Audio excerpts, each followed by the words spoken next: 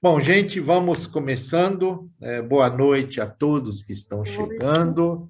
Boa noite. O público está chegando. Hoje nós vamos fazer a nossa 175ª reunião do Grupo de Estudos de Hipnose. Isso tem acontecido continuamente nesses 22 anos. Começamos em maio de 1999. Nunca mais paramos. Eu quero, antes de mais nada, agradecer a todos que estão participando. Nós temos o doutor José Medeiros Filho, que é psicólogo, paraibano, é lá da Sociedade Paraibana, que é uma das mais antigas sociedades brasileiras, tem mais de 30 anos. Nós temos o doutor Carlos Lambiase, que também é psicólogo, de São Roque, e é psicólogo e também tem trabalhado bastante, tem dado alguns cursos de hipnose, ligado à Sociedade Brasileira de Hipnose. E tem a doutora Astir Maria da Silva, que é médica, psiquiatra, está no grupo de estudo de hipnose, eu acho que desde que o grupo fundou, há 22 anos, se não for por aí, menos é por aí, tá certo? E ela também é uma pessoa bastante participativa nas reuniões, e a gente vai discutir um pouquinho sobre o uso da hipnose em algumas situações psicossomáticas, em alguns aspectos psicossomáticos. Eu convidei 3 pessoas que já têm uma certa bagagem com a hipnose, para a gente poder debater esse assunto. Tá? Eu vou, antes de mais nada, a primeira pergunta, eu vou fazer algumas perguntas, mas a primeira pergunta que eu vou fazer para os 3 qual é a sua formação profissional principal, onde aprendeu hipnose e quem é o seu guru. Todos nós temos um guru, temos aquela pessoa que a gente tenta se modelar, né? Então, eu gostaria que cada um respondesse inicialmente, quer dizer, quem é o seu guru, qual a sua formação principal e onde aprendeu hipnose, tá? Eu vou começar, eu vou começar com o Zé Medeiros, que é o mais distante, tá certo? Depois, para a gente não deixar a mulher por último, né, Carlos? Eu vou colocar a doutora Astir, e por terceiro vai ser o Carlos, que é mais próximo com a gente aqui também, é da casa também, né? Então, Zé Medeiros, você tem a palavra, Zé. Se apresenta e fala dessas respostas aí. Boa noite a todos, né? Eu sou José Medeiros Filho. Desde 1981 eu adoto o sobrenome Medeiros, né? Que foi meu nome de guerra, quando eu fiz o NPR de cavalaria lá em 81. Eu conheci a hipnose em 85, através de uma pessoa que é muito amiga, né, do Dr. Osmar, o Luiz Célio Rangel, que já naquela época ele hipnotizou minha colega e fez uma anestesia hipnótica e aplicou uma agulha, né, na mão dela. Foi uma coisa bem interessante. Isso me deixou assim meio assustado, né? Hipnose, eu sempre fui assim meio desconfiado com ela, mas em 2010, né, 25 anos depois, do Dr. Osmar, eu comecei minha caminhada com a hipnose, fiz diversos cursos. O primeiro, inclusive, foi com o Dr. Reginaldo Rufino, da Sociedade Pernambucana de Hipnose. Reginaldo Rufino é também uma das referências. De lá para cá eu não parei. Com certeza eu fiz mais de 30 cursos de lá para cá, mas tem 2 cursos especiais. 3, na verdade, né? Primeiro, uma experiência com o Dr. Osmar, né? Na parte de hipnoterapia cognitivo-comportamental. Aprendi muita coisa com o senhor. Foi um final de semana, mas foi muito proveitoso. Depois eu fiz um curso bem interessante de formação em hipnose ericksoniana com o Dr. Ricardo Faix, né, do Rio Grande do Sul. Foram 180 horas, foi um curso bem longo. E depois um outro curso também marcante, que foi o da Omni, foram 80 horas. Mas lá para cá eu não parei de estudar, né, de sempre ficar lendo e tal, se atualizando, até porque a aprendizagem é uma constante e nunca se sabe o suficiente que não se tem o que aprender.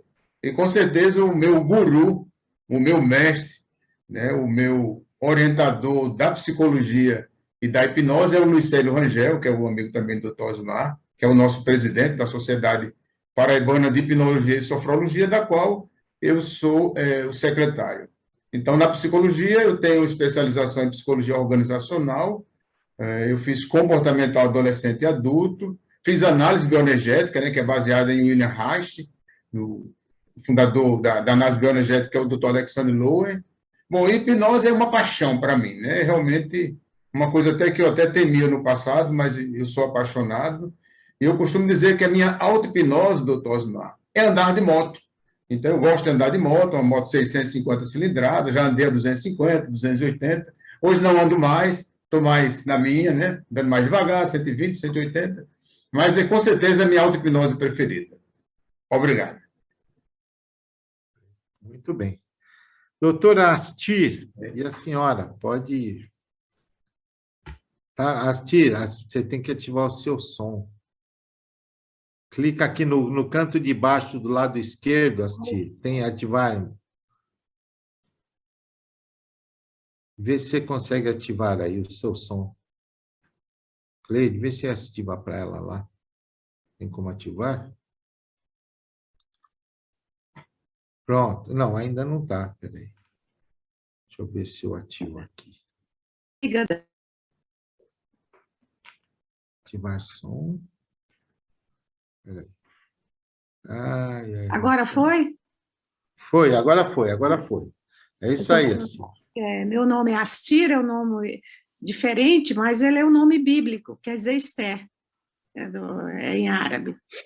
Então, eu sou formada em medicina pela Universidade Federal do Pará, há mais de 43 anos. Depois, naquele tempo, eu queria ser psiquiatra, não tinha especialização por lá, a gente tinha que se deslocar. Eu vim para São Paulo, fiz a minha formação em psiquiatria no Hospital Psiquiátrico Juqueri, pelo professor Aníbal Silveira, como coordenador, pela Faculdade de Medicina Jundiaí, e Coordenadoria de Saúde Mental do Estado de São Paulo. Foi um grande aproveitamento.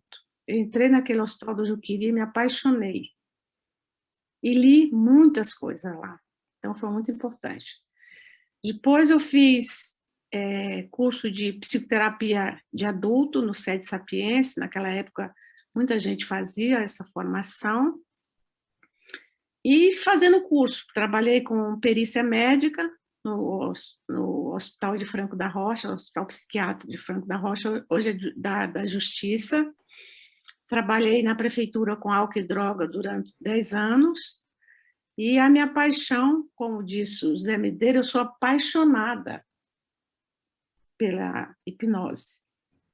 E a minha paixão começou que um dia eu surpreendi dentro do meu documento uma nota promissória assinada por mim, com valor.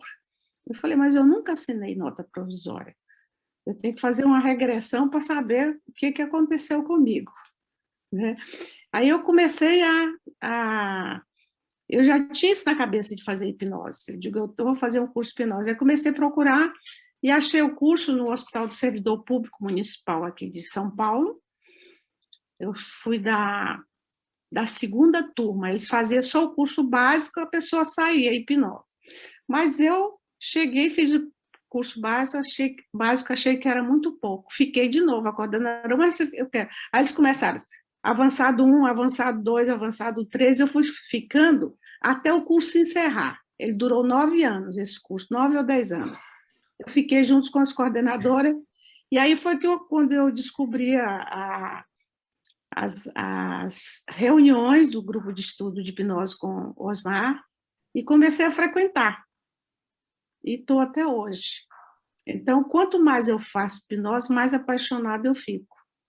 Eu me encontrei. Gosto muito, uso o método. Você tem um guru? Participo. Quem é o seu guru? Meu guru é esse que está na minha frente, é o doutor Osmar Colasso. Eu também. E o Zé Medeiros tem um guru, Zé Medeiros. Quem é o seu guru? O meu guru é o amigo do senhor, é o Luiz Célio Rangel. Luiz Célio, eu trabalhei com ele quase 40 anos, né? Ele me ensinou muita coisa e continua me ensinando. Mesmo depois de aposentado, liga para mim e diz, eu não vou dar sossego para você. E eu agradeço demais toda a aprendizagem que ele sempre me concedeu. Sou realmente muito grato a ele. Mas admiro muito o senhor, viu? por todo o seu Obrigado. trabalho e dedicação. Obrigado. Então, vamos lá. E, Carlos, e você, Carlos? Você está sem som também, Carlos. Ativa o seu som aí. Vocês têm que ativar o som. Opa, agora. Isso, vamos lá. Eu sou Carlos Lambiase, sou psicólogo, sou da cidade de São Roque. Com 13 anos, eu conheci o Frei Albino numa palestra aqui na cidade, e ele falava sobre regressão. 91. É um trabalho que a gente já tem bem solidificado em relação a álcool e tabaco. Mas no nosso dia a dia tem surgido muitos casos mesmo, né, de drogas ilícitas. Então, aí faz todo aquele procedimento básico, né? Então, esse é o nosso dia a dia. Tem surgido também alguns casos, né, de depressão, baixa autoestima, mas, com certeza, os campeões são drogas ilícitas e transtorno de ansiedade. Isso é bem legal. É um dos nossos nichos. Bom, tá certo. Eu acho que transtorno de ansiedade deve ser a maioria, para a maioria dos hipnólogos, dos hipnoterapeutas, eu acho que é o prato mais cheio de todos, né? Astir, e para você, Astir, quais são os casos mais prevalentes, já que você é psiquiatra, né? Talvez tenha um perfil um pouco diferente. Isso, até falando como o Medeiros, o transtorno de ansiedade generalizada e pânico é o campeão. O pânico é o campeão dessa época de pandemia. E vem a ansiedade generalizada, depressão, inclusive casos, pessoas que estavam de alta há 10 anos, eu tinha uma paciente que estava há 10 anos que eu tinha dado alta para ela de transtorno do pânico. Ela teve.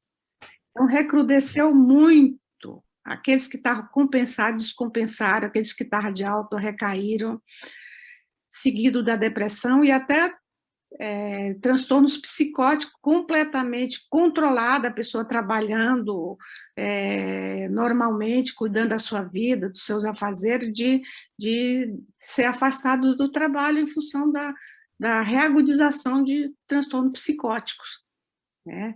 Então, depressão é muito frequente, mas o campeão é a síndrome do pânico, de todas essas patologias, né? Tem chegado no consultório. Síndrome do pânico cresceu muito nessa época, é verdade. E para você, Carlos, qual que é o seu dia a dia? Tá sem som. Ele desabilita o som sozinho. É o transtorno de ansiedade e a síndrome do pânico. Hoje, eu não sei se devido à pandemia, é o carro-chefe no consultório. As pessoas estão nos procurando como uma tábua de salvação. E também hoje eu tenho o toque, né? Eu tenho trabalhado a hipnose com o toque e tenho tido bons resultados também. É interessante como realmente eu tenho a impressão que para todo mundo que trabalha com a psicoterapia em forma geral, né? Qualquer área, qualquer linha, os transtornos de ansiedade têm sido realmente o prato principal, né? Tem sido a entrada e o prato principal, né? Nos últimos tempos. Agora, é interessante que uma das maneiras de alguns transtornos de ansiedade se manifestarem é através das somatizações, não é verdade? Eu lembro que eu aprendi há muitos anos que um professor de psiquiatria que me disse, que aliás era um grande hipnólogo, né? E ele dizia assim, quando a gente está somatizando, ele dizia assim, significa que o nosso inconsciente está querendo avisar para você que alguma coisa não está bem. E muitas vezes, aquele órgão prejudicado que está sentido não é o órgão mais importante da causa, não é a causa mais importante. Mas todos nós temos alguns órgãos mais alvo, frágeis, mais alvo, e que muitas vezes são os nossos órgãos alvo para somatizações. Então, ele dizia que se a nossa mente inconsciente, se a gente conscientizasse o sofrimento interno, isso seria consciente, então não teria problema. A situação é quando o inconsciente quer falar para você, o inconsciente não sabe falar, ele se manifesta através desses sintomas, tá certo? Esses sintomas psicossomáticos, tá? Que muitas vezes são sintomas, nós temos um determinado sintoma e ele muitas vezes é só ampliado pelo aspecto, né, psíquico, né? Então, eu gostaria eu elegi, né, assim, dentro do que me aparece mais frequentemente, 3 situações de somatização intensa, que todos os 3 podem ter componentes orgânicos, lógico, tá? Então, a gente sempre tem que afastar componentes orgânicos, mas a gente pode, na realidade, lidar com o componente psíquico, ou psicossomático, né? O componente vamos dizer, de potencialização daquele sintoma.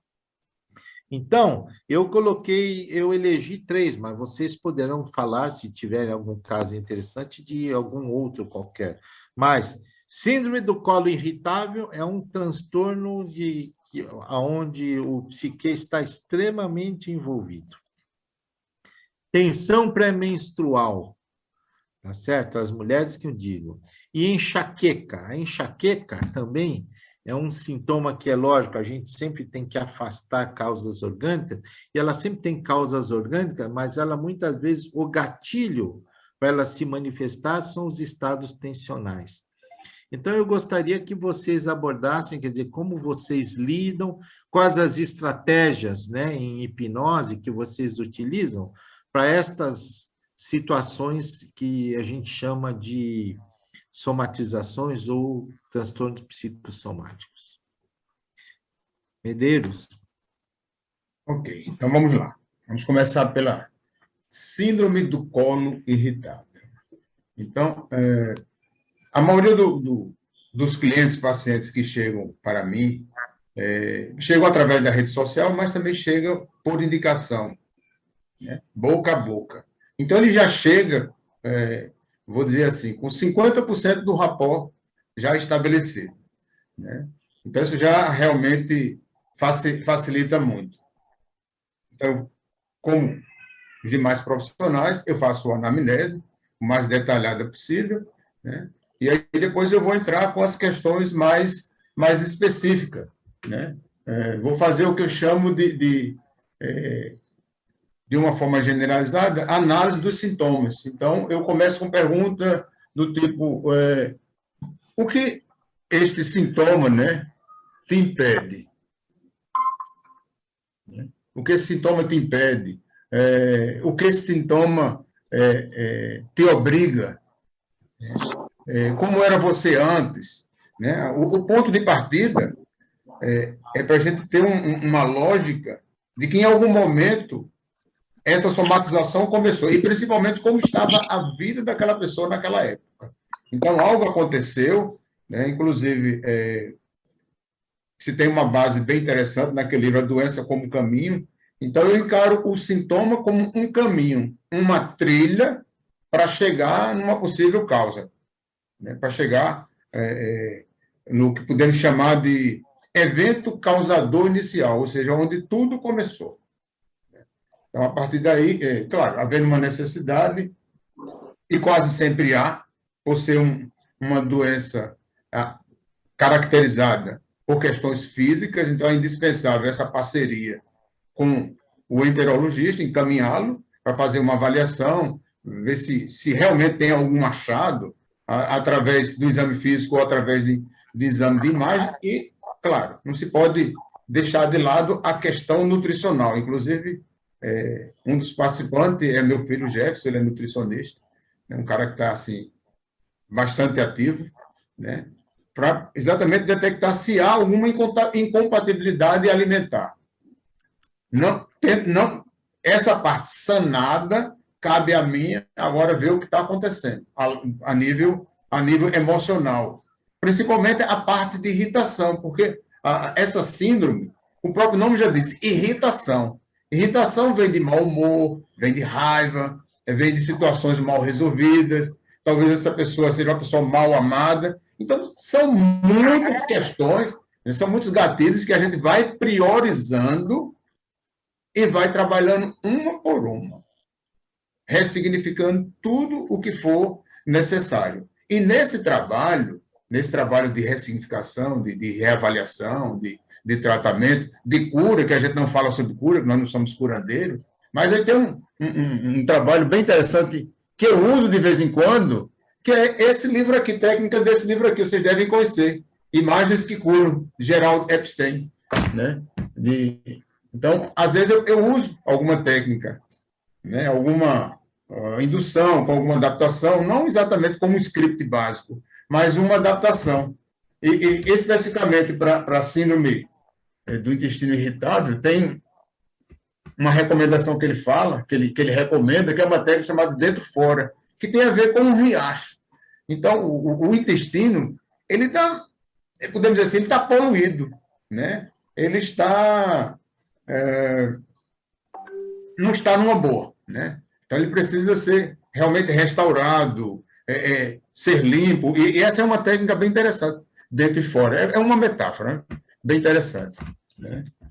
Além disso, tem a questão do mau humor, do estresse. Então, nessa anamnese, nós vamos identificar várias questões, e aí vamos trabalhando uma por uma, e o resultado tem sido bem significativo. E né, eu também tenho usado uma técnica complementar, que acredito que vocês conheçam, o EFT, é uma técnica assim, bem interessante. Inclusive, eu não uso o protocolo básico, que são os 9 pontos. Né? A EFT ela se baseia na acupuntura. Eu uso um procedimento de apenas 4 pontos. Né? O ponto do karatê, né? O ponto do karatê, o topo da cabeça, abaixo do olho, que trabalha mais essa questão de ansiedade e insegurança, e abaixo da clavícula. Na verdade, eu não uso os 9 pontos. Eu uso só os 4 pontos. Um protocolo básico que eu tenho adaptado e tem surtido bastante efeito. E, claro, áudios de auto-hipnose, eu já tenho alguns já gravados, outros eu faço adaptação, né, personalizando para cada paciente, e tem surtido bastante efeito. Bastante efeito. Quando essa síndrome ela vem acompanhada, né, não só com aqueles sintomas básicos, mas quando há dor, então nós vamos fazer um redirecionamento. Né? Existem várias técnicas que vocês conhecem, mas geralmente eu uso a técnica da PNL também. A gente não pode deixar a programação neurolinguística de lado.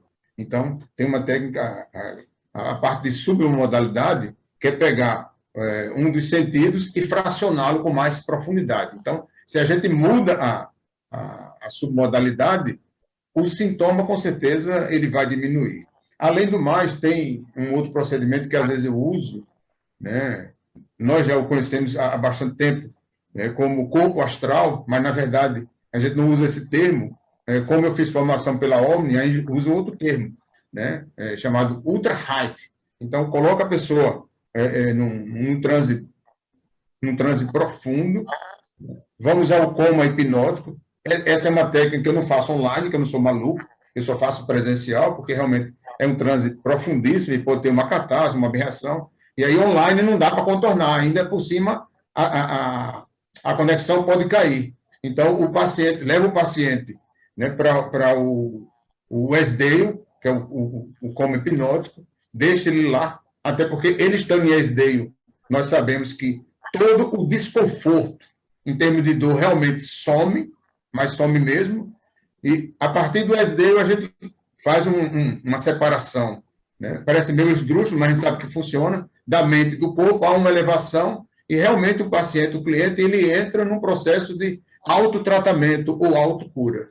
A partir daí, a gente ancora ou cria um signo sinal para que ele possa sentir a sensação, não entrar num transe especificamente, mas sentir toda aquela sensação de bem-estar, né? Do fluir da endorfina, realmente amenizar todo e qualquer desconforto. A partir daí, com certeza, ele vai melhorando e a gente vai usando a própria FT, ou se for o caso, regressão, como o colega Carlos aqui deu um exemplo, né, do padre, que ele conceitou nós através da regressão, e realmente a gente vai chegar no evento causador inicial, vai chegar realmente na cena, que alguns estudiosos chamam de cena nuclear, quando tudo começou. Porque, na verdade, a gente sabe que as doenças, né, têm um fundo emocional. O próprio Freud já dizia, nada é meramente psíquico, nem nada é meramente somático. Realmente é o somatório dos dois. Passo agora a palavra para o senhor, doutor Osmar. Isso, Depois a gente interessante. Depois a questões. gente fala as outras. Só para a plateia, não sei se todo mundo está acostumado, mas, pelo que eu vi, o Medeiros é da escola do Dave Elman. E o Dave Elman, ele classifica, né, os estados de profundidade, e tem um estado chamado estado Esdaile, né, assim que se escreve, Esdaile, que é uma hipnose chamada hipnose muito profunda. É um estado extremamente profundo, que alguns chamam de coma Esdaile, quer dizer, existem vários nomes para isso aí, que nada mais é do que para a gente dar o estado, a hipnose num estado bem profundo, né? E na realidade, dizem, né, que era esse estado esdeio que se usava antigamente nos sonos do templo. Tá certo? Era exatamente essa técnica que depois não chamava esdeio, na época chamava sonos do templo. Não era nos templos do sono se praticava os sonos do templo, né? E que era, na realidade, muitos falam que era esse estado esdeio, que era profundamente curativo. Bom, mas vamos ver como é que a Astir lida com isso. Astir, como é que você lida? Vamos começar como já que ele fez, dividiu em síndrome do colo irritável. Depois a gente vê as outras. Tá bom. Então, Shakespeare falava que meu corpo é um jardim e a minha vontade é o jardineiro. Então, o corpo fala, o corpo traz mensagem. A questão é a gente parar para ouvir o próprio corpo. Então, no acolhimento do paciente em sofrimento, eu tento fazer essa conscientização dele sentir o próprio corpo, fazer a leitura um pouco do seu corpo, vivenciar o seu corpo. Às vezes, até ele ter uma imagem distorcida do corpo, né? Então, vivenciar o seu corpo, aguçar os 5 sentidos, né? Para curtir mais o seu corpo. Porque tem vezes que aquele corpo parece que não pertence. Então, a dor não fica bem clara, essas coisas. Até voltando um exemplo de uma pessoa que fez uma gastroplastia para emagrecer e não se apropriou da imagem daquele corpo. E foi somatizando e voltou a ganhar peso. Então, a coisa de botar o cliente para ver, olha, se eu estou calmo, eu estou com saliva, se eu levo um susto, meu coração dispara. Essas pequenas coisas dele e se apropriando dessas pequenas coisas simples e fazendo essa leitura simples da mensagem do corpo, até chegar nas mais, repensar umas coisas mais complexas, como da síndrome do colo irritável. Então, a anamnese detalhada, como o Medeiros fez, com acolhimento, vendo as próprias palavras que ele coloca, até para construir as metáforas posteriormente, né, as palavras que ele explica como é essa dor, onde é que ela se irradia, para onde, fazer as perguntas, quando começou, com a primeira vez, que outras situações apareceram, em que situações ele se sentiu bem, o que aconteceu na vida que ele passou um tempo bem, e o que aconteceu na vida que ele teve mais sofrimento, até para pegar os gatilhos desencadeadores da crise ou da melhora, né? Então, fazer com que ele se aproprie do seu corpo, dos seus sentimentos, né? E faça a leitura das coisas mais simples. Se eu estou envergonhada, eu fico vermelho de vergonha, mas eu não estou com nenhuma febre. Então, sentir o corpo para fazer esses links e aprender a lidar com o seu seu próprio corpo, fazer o seu acolhimento, autoacolhimento do seu corpo. Que mensagem o meu corpo quer dizer? O que a minha mente inconsciente, que recado ela está trazendo para mim nesse momento, e que eu não estou sabendo lidar, né? Fazer os exercícios de relaxamento, de respiração, né? Que é muito importante, a inspiração que é oxigênio, que é saúde, que é paz, que é harmonia, e a expiração que joga para fora os sentimentos negativos, junto com o CO2, que é útil para a fotossíntese das plantas, fazer ele se sentir que ele está integrado ao cosmos, ao meio ambiente, e chegando na queixa principal de todas as reflexões, até para ajudar ele a se descontrair e se ver livre da dor, levar a trânsito, lugar seguro, fortalecimento de ego, levar para uma fonte de água cristalina, com águas que têm poderes de cura e de limpeza, fazer ele limpar todo aquele órgão dele, desintoxicar, tirar toda a sujeira que faz produzir aquele mal-estar, aquele incômodo, desintoxicar, tirar o processo inflamatório. Ele, aos poucos, vai fazendo e sentindo que aquilo vai ficando uma situação de conforto, o desconforto dá lugar para o conforto, ele vai ficando relaxado, até ele ver aquela parte do seu intestino, do seu corpo, se ver aliviado dos sintomas e voltar à normalidade, à cor, com o trânsito normal, que a sujeira vai embora através do orifício do ânus, fazer a limpeza completa do seu aparelho digestivo, da boca até o ânus, e ele se sentir confortável para aliviar a dor, o sintoma. E, posteriormente, outra sessão, ir atrás da causa, a cura, que é esse boto na linha de regressão de memória, colocando na linha da vida, ele olhando quando em transe hipnótico, quando foi a primeira vez que ele sentiu aquele incômodo.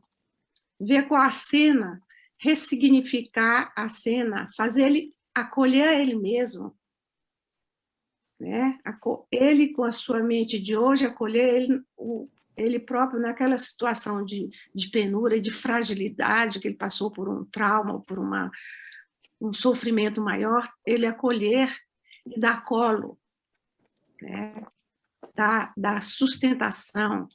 Depois que ele acolheu, ficou tranquilo, ele trazer ele que é ele mesmo, tranquilo, sereno, seguro, e colocar, às vezes eu faço ele diminuir de tamanho, do tamanho do estátua, depois de um tamanho de um ponto, e botar dentro do coração, ele agora já acolhido, sereno, seguro, sem mal-estar nenhum, e fazer crescer do tamanho do coração e fazê-lo crescer do tamanho que ele é no momento, trazendo ele seguro, sereno e compreendendo o que lhe aconteceu. E muitas vezes essa linha do tempo traz mais de um episódio. Às vezes a linha do tempo traz 2 episódios, 3, ele não tem uma ordem cronológica. Acho que a ordem talvez seja pelo sofrimento emocional. E ele se acolhendo, colocando ele sereno e seguro dentro dele mesmo, ele tem a cura. É uma das técnicas que eu uso dessa terapia de regressão de memória. Tanto no síndrome do colo irritável, como no pânico é muito bom, porque o pânico são sucessões de traumas. Eu uso muito, tenho usado muito nessa pandemia a técnica de regressão de memória, acolhimento dele mesmo. No sofrimento, ele crescendo, ficando forte e entendendo aquilo e se vendo livre do sofrimento. Tá bom. Então, tá bem, interessante. A gente está vendo maneiras... Quer dizer, na realidade, todos terminam chegando a um lugar comum, né? Mas é interessante a gente ver as estratégias. Depois, no final, eu falo rapidinho a minha, só para a gente ter um referencial a mais também, né? Carlos, e você, Carlos? Como é que você lida com o síndrome do colo irritável? Eu gosto muito da teoria do do João Jorge, eu, além de ter uma boa anamnese, né? Conhecer bastante a pessoa e o que o leva à síndrome do colo irritado, eu ponho ele em transe, um transe não muito severo, e faço uma autoscopia. Levo ele até aquele intestino para que ele converse com esse intestino, para que ele pergunte a esse intestino o que é que está acontecendo, o porquê ele está promovendo essa dor, esse desconforto a ele. E ali que ele mobilize suas células todas para que trabalhem em benefício dele, em sua saúde e em dissolver qualquer coisa que esteja ali e atrapalhando essa saúde e esse bem-estar. E que aquele intestino passe a correr como um rio, que ele flua livre e solto, e ponham ali um signo sinal, para que toda vez que ele se vê numa situação X, que o seu intestino seja liberado e liberte ele de todas as toxinas que estão dentro do seu corpo. E é um processo assim, eu tenho essa simplicidade desta técnica que eu aprendi com o professor João Jorge. Legal. Eu gosto muito. Eu acho que a autoscopia é uma grande... Exatamente esse livro aí, Zé Medeiros. A autoscopia é uma grande estratégia para isso. Eu vejo o seguinte, todas as situações de transtornos de ansiedade, eu acho que a gente precisa ter um sistema, que é uma... Primeira coisa que eu gosto de ensinar para o paciente, além de fazer uma anamnese profundo e tentar ver se o paciente simboliza, eu procuro sempre fazer o paciente simbolizar com as palavras dele como ele entende, o que ele acha que está acontecendo. Ele simboliza aquilo e eu deixo aquilo de lado, né? Aquele simbólico dele. Eu sempre faço algumas sessões para ensiná-lo técnicas de gerenciamento de estresse e de ansiedade, porque eu acho que esse é fundamental. Toda pessoa que tem transtorno de ansiedade, ela tem uma ansiedade de base que, se a gente começar a mexer por ali, já começa a ter seus benefícios. Então, ou técnica de relaxamento e respiração e relaxamento, com auto-hipnose, ou com meditação, ou com mindfulness, o que for mais confortável para o paciente, eu acho que essas são técnicas que o paciente deve ensinar, né? E assim, sendo objetivo, né, que aqui todos estão sendo objetivo, né, então indo direto à técnica, né? Eu gosto muito de usar a autoscopia. Eu faço muito autoscopia sempre utilizando a experiência imaginária, quer dizer, o modelo imaginário simbólico que o paciente trouxe, não é verdade? E aí a gente utiliza essa experiência imaginária dele dentro de uma sistemática de autoscópica, não só para fazer uma limpeza, fazendo de conta que ele... Eu uso muito uma estratégia que eu vou contar para vocês, que é imaginar uma luzinha azul no meio da testa, que é uma luzinha só... Ela é subjetiva, ela não é física, não tem o corpo físico, é só luz. E eu faço ele imaginar que essa luz vai e entra, através do nariz ou da boca, entra para dentro do corpo, e a partir daí ela começa a andar pelo corpo, e aquela luzinha azul chega piscando no local onde ele está, e de acordo com a experiência simbólica que ele trouxe, eu utilizo essa luz azul para modificar aquela experiência simbólica, né? O Medeiros falou uma coisa interessante, que ele falou modificando as submodalidades da PNL, né? E a PNL, nós não podemos esquecer que submodalidade é o tempero das experiências. Qualquer que seja a sua experiência, ela tem a sua submodalidade. Se você modifica a submodalidade, você está modificando o tempero daquela experiência e daquelas sensações, ou sofrimentos, ou o que quer que seja, que significa aquela experiência, e a partir daí você consegue ter modificações e resultados diferentes dentro daquele processo, né? Aquela intervenção. Eu acho bem interessante, todos os três, na realidade, terminam utilizando de alguma maneira a experiência imaginária, e a experiência imaginária, eu gosto muito desse livro que o Medeiros mostrou, tá? porque essas imagens que curam são modelos interessantes para a gente não usar especificamente, igual está ali, a gente modificar e adaptar de acordo com essa experiência imaginária que o paciente trouxe, né? Eu acho bem interessante isso. Agora nós vamos para uma coisa um pouco mais feminina, que é muito comum, né, na nossa vida, que é, eu como ginecologista pego muito isso, e eu nem falava que estava usando, trabalhar mais com orientação de PNL, mas eu quero ver como vocês trabalham com a TPM, atenção pré-menstrual. Vamos lá, Medeiros, você primeiro. Isso. Então, doutor Osmar, eu quero até fazer um pequeno complemento sobre a síndrome do intestino irritável, é que tem uma intuição da Teresa Robles que é bem interessante, que são feridas profundas. Então, o intestino está bem, né, bem irritado. Então, quando se faz a limpeza dessas feridas, né, fazendo uma analogia com os animais que lambem suas feridas, aquela coisa toda, né, a gente chega às feridas emocionais, né, que tem a ver com rejeição, uma série de outras coisas. Então, aí mais ou menos complementa. Mas aí, indo para muito comum. Para a TPM, né, essa é uma questão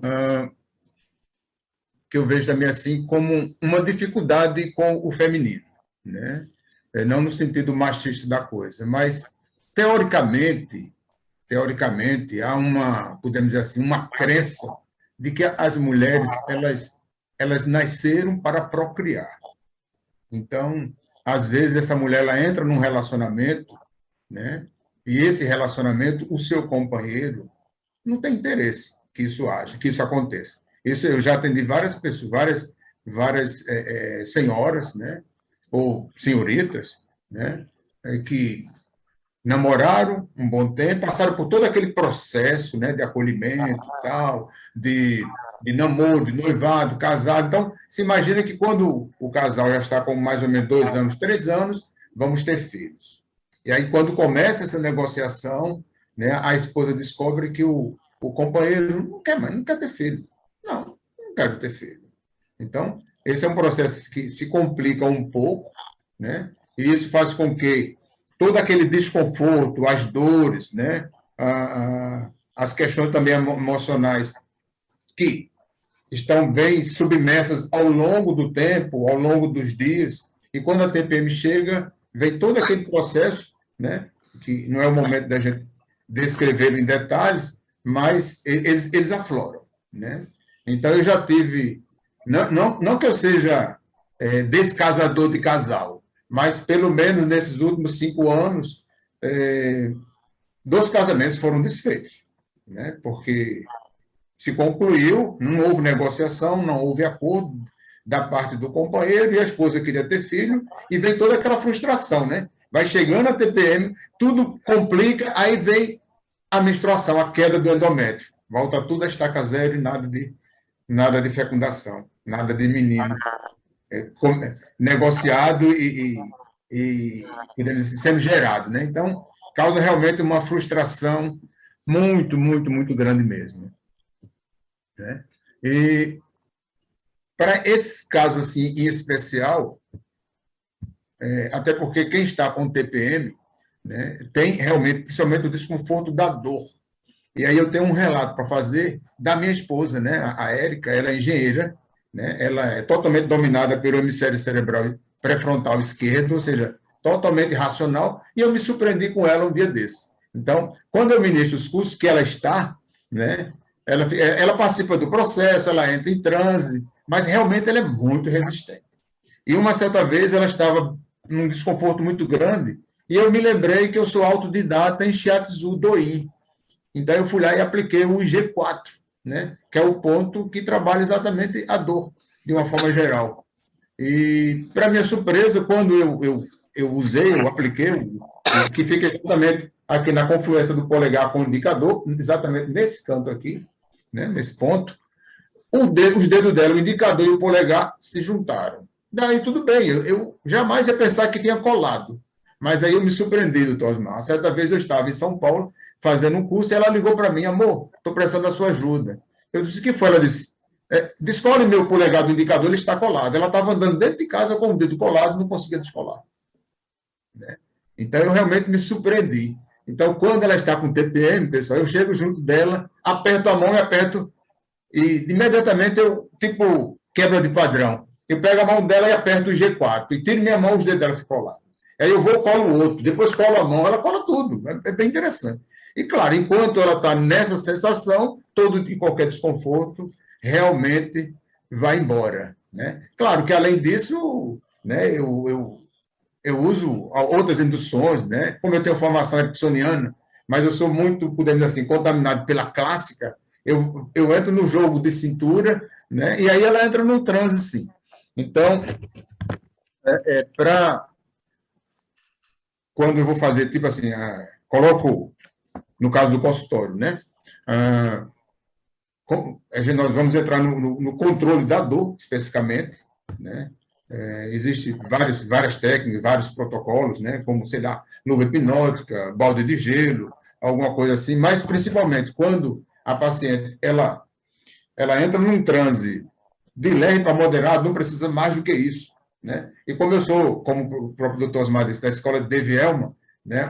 A parte inicial da indução de Devielma, que são os olhos colados. Então, geralmente a pessoa cola logo os olhos. E às vezes não precisa mais do que isso. Né? Olhos colados, enquanto os olhos estão colados, todo e qualquer outro desconforto vai se diluindo. E, claro, a pessoa não vai não vai entrar num trânsito como esse em qualquer local. Né? Mas, mesmo assim, como o colega Carlos falou, se instala um signo sinal, por exemplo, e aí a gente traz a sensação de relaxamento, né? e de conforto. E, claro, para questões também como essa, né, existem várias induções ericksonianas que são bem interessantes. Uma, novamente, da Teresa Robles, né, que é a indução dos solos férteis, que tem a ver com o campo de futebol. Né? Então, enquanto os jogadores estão lá jogando, o campo realmente fica todo ferido, mas aí depois ele precisa ser tratado, ele precisa ser acolhido, ele precisa ser aguado. Então, às vezes não precisa grandes coisas, é só colocar a pessoa num nível de relaxamento e ensinar como ela chega lá, e ela vai chegar assim, sem sombra de dúvida. Né? Existem outras induções, como a Bela Adormecida, que também é bem interessante, a questão dos símbolos, né? Símbolo A e símbolo B. O símbolo A representa o desconforto, o símbolo B representa todos os recursos que a pessoa tem para entrar num estado de homeostase, de harmonia. Então, ela vai pegar do jeito que ela quiser os recursos do símbolo B e vai tratar o símbolo A. E a dor realmente, né, todo aquele desconforto, ele vai se diluindo e vai ficando numa boa. E é isso aí. Bom, quando, né, só para a gente encerrar, quando ela relata questões relacionadas, que a TPM também causa um certo inchaço, né? Então, tem novamente, voltando lá para as imagens que curam, né? Tem um procedimento bem interessante, que é areia do deserto. Mas se a pessoa morar, claro, numa área litorânea, ainda fica mais fácil. Se não for, também tudo bem, vamos trabalhar pela imaginação, porque o cérebro não distingue o que é real do imaginário. Então, a pessoa entra num transe leve para moderado, se imagina realmente coberto de areia do deserto. E essa areia, ela aquece, ela é aquecida. E a gente sabe muito bem, até porque eu recomendo às vezes para minha esposa, quando ela está reclamando, né, de desconfortos menstruais, uma compressa, por exemplo, de água morna ou de uma toalha aquecida, e realmente a dor diminui significativamente. Então, essa é uma técnica da areia do deserto bem interessante, né, que é descrita no livro de imagens que cura, que às vezes eu uso. Então, tem sido realmente interessante. Doutor Osmar, por favor. Que bom, tá bom. E você, Asti, como é que você, que é uma mulher, não sei se teve, se já teve na vida, mas como você lida com isso? Sim, né? Como mulher, nas minhas anamneses, pode ser qual o motivo da consulta, né? Sendo mulher, é uma das perguntas que eu faço da TPM. Né? Sempre eu pergunto e procuro esclarecer quanto tempo dura, como é que ela se sente os seios túrgidos, a barriga inchada, se tem edema, se tem irritabilidade. Irritabilidade queixa mais comum. Irritabilidade e, com a mulher mais jovem, seios túrgidos. E pergunto o que ela faz, qual a conduta que ela adota para melhorar sua TPM, algumas falam alguma coisa, outra. Eu falo da atividade física importante, para liberar endorfina, liberar serotonina, dopamina, da comida sem muito tempero, com pouco sal, de evitar refrigerante, essas coisas que cafeína, chocolate, coisas tudo, chocolate, Coca-Cola. Então eu faço essa limpeza, essa semeadura da paciente. Tem algumas pacientes que têm realmente a depressão na síndrome pré-menstrual. Ela tem um processo depressivo mesmo, irritabilidade, alteração do sono. E quando tem necessidade de medicar, eu medico com antidepressivo, né? Eu gosto muito da fluoxetina, que é um antidepressivo que ela desincha um pouco. E não há necessidade dela, se ela tem só essa depressão, essa irritabilidade, só realmente na atenção pré-menstrual, não há necessidade dela ficar tomando o tempo todo. Ela toma apenas uma semana, 10 dias antes da menstruação, que ela se vê muito bem, confortável e desaparece. Existia, eu não sei se ainda existe ainda, tinha uma apresentação da fluoxetina de liberação lenta, que via só quatro cápsulas na caixa, que ela tomava uma por mês, uma caixa dava para 4 meses. Eu tomava uma cápsula só e ela tem mini esfera dentro dela que ia liberando aos poucos. Né? Acho que essa apresentação, mas eu oriento a tomar 10 dias antes um comprimido ou as gotinhas, porque tem em gotas, dá um bom resultado. Outro antidepressivo que dá resultado é a serotonina. Sertralina. A sertralina dá, mas tem outra também que dá. A sertralina ela é boa porque ela não tem tanto efeito anticolinérgico, não resseca as mucosas. É a do Pondera, qual que é o sal, esqueci. Mas essa, ela às vezes, ela retém mais líquido no corpo e pode cooperar com o peso, que nenhuma mulher quer aumento de peso, todo mundo quer ser esbelta, né? E aí eu faço esse apanhado que o Medeiros fez, da correlação do convívio dela, ou as questões de ordem, a sua harmonia no casamento, o seu desejo. A gente faz essa sondagem, até para esclarecer alguma coisa. E uma das técnicas que se usa, eu uso um pouco até tirada da TVP, Terapia de Trajetória de Vida, do Mário Simons, e como é que é o nome? Lá de Minas. Marbrisa, né? Marisa, é isso. Marbrisa. Então, é uma técnica, a gente põe a paciente em transe, conversa, relaxa, fortalecimento de ego, e manda ela pegar com a sua mão não dominante, né, aquilo que representa TPM, como se fosse uma erva daninha, ela arrancar, como se fosse um jardim, ela arrancar tudo aquilo com a sua mão, se ela destra, pega com a mão esquerda, arrancar e colocar na sua mão, e tudo aquilo que representa a TPM, que dá aquele incômodo para ela, vai ficar leve. E ela coloca numa altura que dê para ela dar um grande soco com a mão direita, a mão dominante, que tem mais força, dá um soco naquele objeto, e ela põe dentro do baldinho. O baldinho está escrito reciclagem. Aliás, ela tira aquela erva danina e põe dentro do baldinho está escrito reciclagem. E fala para ela que lá no alto astral tem uma estação de reciclagem altamente qualificada, altamente moderna, que recicla tudo, até os pensamentos. Aí mando ela dar um soco naquele baldio, e esse baldio sobe para o espaço sideral, sobe até sumir, sair da estratosfera, sumir, e lá ele vai para a estação de tratamento ultramoderna, com todos os recursos, e vai transformar aquilo em coisas boas para ela. Antes eu faço, na anamnese, pergunto: o que você gosta? De perfume, de viagem, de roupa, de um tênis? Então, lá na estação de reciclagem, aquele incômodo vai se transformar em coisas que lhe dão alegria, que lhe dão conforto.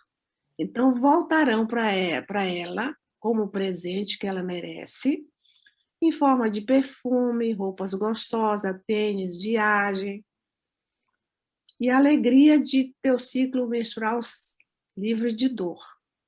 É uma das técnicas que usa. E também tem, usando da Teresa Robler, as cores. O que cor representa a TPM?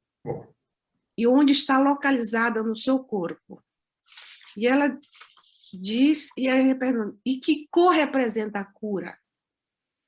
Então, através da respiração, eu vou fazendo ela tirar toda aquela cor que representa o desconforto. Normalmente elas põem preta, negra, escura, e a cor da cura, verde, clara, rosa. Ele vai fazendo essa transformação, inspirando a cor de cura, que é o azul, inundando todo o seu corpo, em especial aquela região onde se encontra a dor, que ela vai saindo através da expiração junto com o CO2.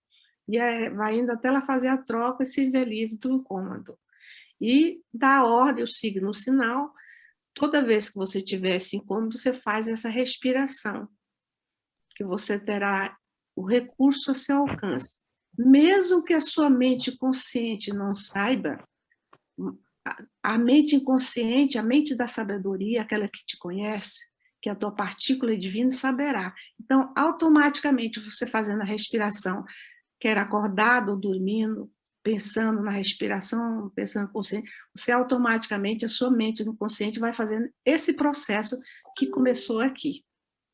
Aí ela sai do trânsito, a gente dá a ordem de sair do trânsito com essa mensagem do signo sinal, para sempre que ela tiver necessidade, ela usar esse recurso que estará dentro dela, ao seu dispor. Tá bom?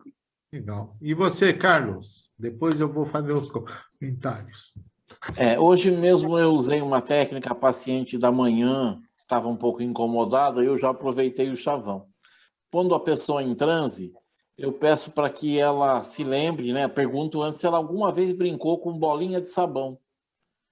E aí eu trago isso para ela, com a respiração, ponho ela num transe intermediário, e como se ela, bem relaxada, fosse fazer bolinhas de sabão.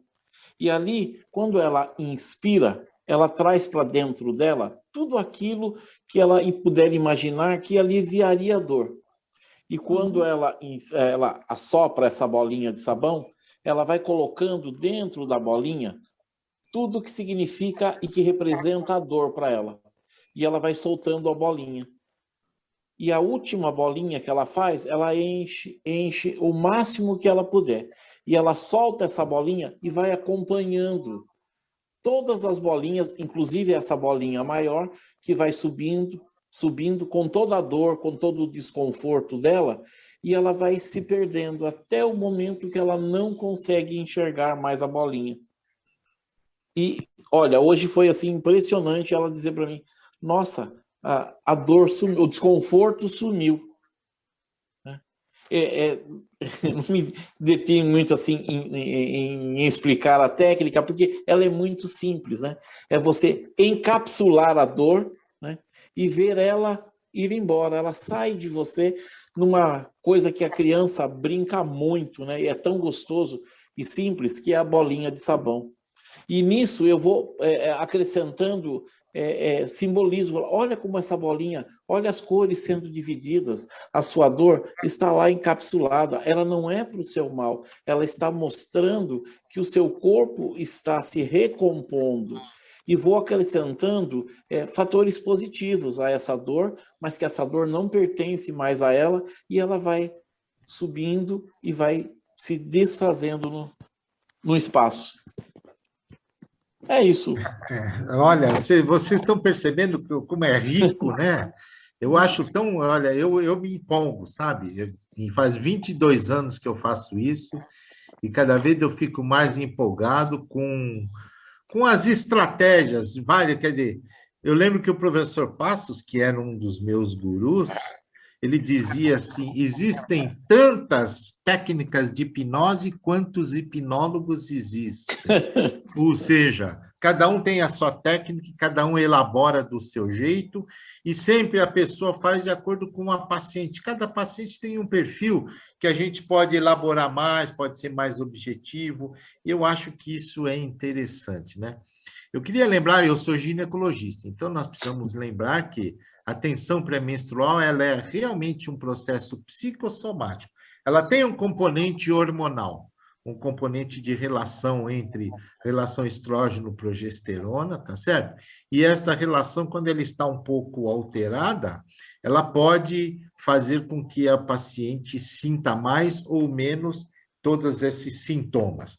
Mas nós não podemos esquecer que a percepção do sintoma, ela está muito vinculada ao status emocional daquela paciente.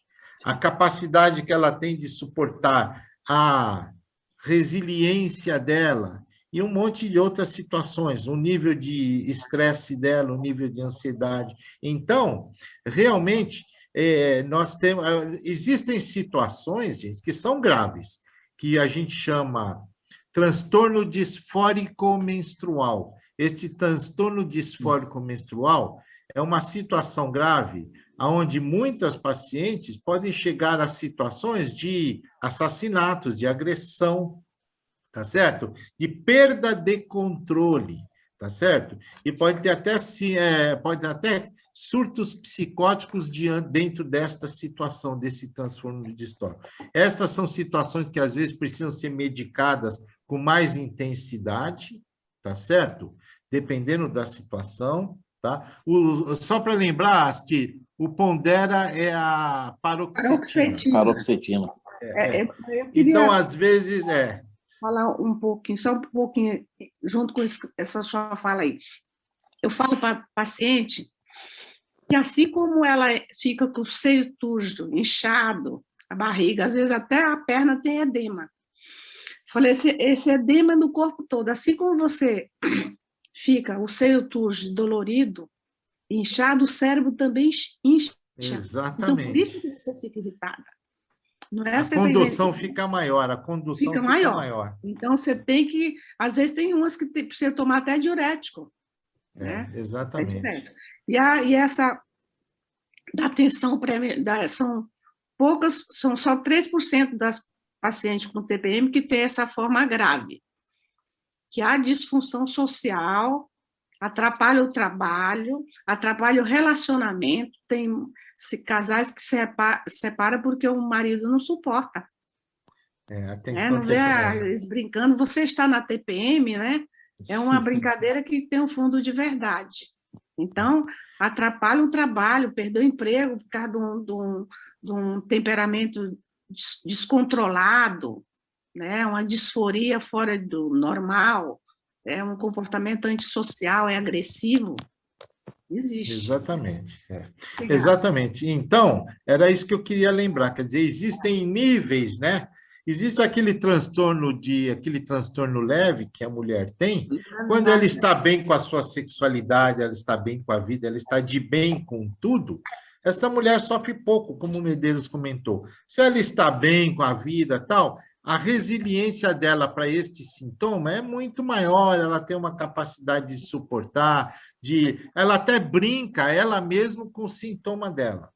Dependendo do nível de estresse, do nível de pressão que esta pessoa está tendo, que esta mulher está tendo, né? E dependendo, isso está muito ligado a um fator biológico pessoal também, né? Uma sensibilidade biológica. Dependendo de como ele está, ela pode precisar de situações mais, né, de intervenções complexas, como a ajuda não só de medicamentos, quanto a psicoterapia de apoio. Eu acho que todos vocês apresentaram formas interessantes, tá certo? Onde entra a psicoeducação, que é fundamental, ela entender por que ela tem isso, tá certo?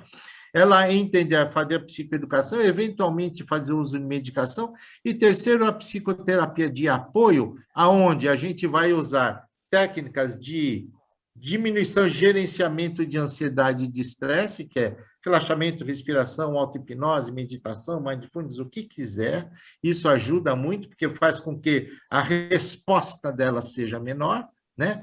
E todas essas técnicas que vocês apresentaram, todas elas são bem interessantes. E eu quero lembrar para quem acha que, às vezes, isso que a Cir falou, quando você faz, você elabora muito, tal. Eu lembro que eu aprendi com um grande hipnólogo que me ensinou uma coisa, o seguinte: quanto mais absurda, quanto mais louca as experiências imaginárias, quanto mais absurdas, mais potentes elas são. É quase a mesma coisa que apelido. Não é verdade? A gente muitas vezes não lembra o nome da pessoa, mas lembra tranquilamente dos apelidos. Então, eu acho que essa elaboração, que muitas vezes é interessante, vai fazendo com que a paciente vai se aprofundando, à medida que ela está se focalizando em todo esse trabalho criativo dessa experiência imaginária. Eu acho que é muito legal, e vocês estão vendo, né, todas as escolas, a escola da imagética, que o Medeiros falou, a história da ansiedade, essa história da bolinha de sabão. Quem gosta muito de falar dela é a Magda, né? A Magda Pearson, parece que o pai dela que fazia isso aí, que era hipnólogo também. E essa história elaborada da Astina é uma história bem elaborada, que foi criada provavelmente por ela, mas que é uma história que, quanto mais elaborada, mais o paciente vai se aprofundando, né? Eu acho que é bacana. Agora, vamos falar da última, né? Da última situação para hoje, tá? Que é a enxaqueca. A enxaqueca, que é uma doença que ela tem desde primária a secundária, ela tem fatores orgânicos e psicogênicos muito bem reconhecidos, né? E eu quero que vocês falem como é que cada um trabalha sob o ponto de vista de hipnose, de essas técnicas, né? De estados modificados de consciência, lembrando que, obviamente, todos vocês vão se apoiar antes disso numa avaliação neurológica, que essas pacientes, quando chegam para a gente, já passaram em 500 neurologistas, elas já sabem tudo o que tem, ou seja, isso aí faz parte do princípio que elas já fizeram toda essa pesquisa pré-terapêutica, né? Então, vamos lá, Zé Medeiros, você. Isso. E ainda diz assim, olha, o senhor vai ser a minha solução. Exatamente. É a pressão, né? É a pressão. Já passou por todo mundo, né? Mas quer que a gente mostre um resultado. E o interessante, doutor Osmar e os demais colegas, é que estes assuntos que estamos conversando agora, tem tudo também a ver com crença limitante. Olha, eu já sofro do colo há muito tempo, acho que tem jeito não, né? E essa TPM que já me acompanha há tanto tempo. E agora vem a enxaqueca. Então, a gente encontra logo essa história da crença limitante, e aí eu gosto, quando eu percebo isso, né, depois de todo aquele procedimento que a gente não vai mais falar, né, o procedimento inicial, desmanchar essa crença limitante.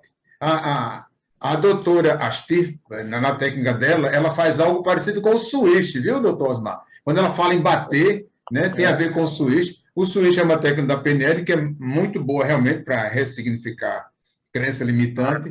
O mapeamento cruzado é show de bola, entendeu? Tipo assim, não vai ter mais jeito, né? Isso já me acompanha há tantos anos, nem sei se o senhor vai me ajudar, né? Isso aqui é clássico, isso é uma crença limitante. Então, a gente começa dizendo, costumava acreditar.